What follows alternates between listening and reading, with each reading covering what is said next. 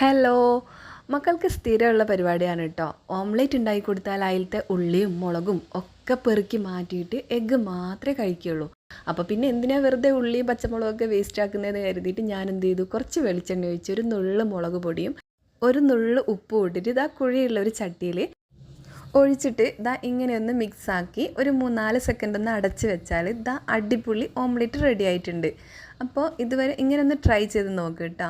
അപ്പോൾ കുട്ടികളും വേസ്റ്റായി കളയില്ല, കഴിച്ചോളും. അപ്പോൾ ഇന്നത്തെ ലഞ്ച് ബോക്സ് നല്ല ചൂട് ചോറും ഈ ഓംലെറ്റും അതുപോലെ തന്നെ ക്യാരറ്റ് ഉപ്പേരിയാണ്.